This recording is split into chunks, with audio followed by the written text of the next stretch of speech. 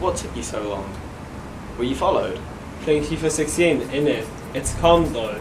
I said I needed to deliver a top secret package. You really don't know what you've just done, have you?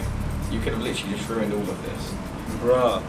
Well, if you've come here to give me something but you haven't, do you know where it is? Have you got it on you? Well, money first.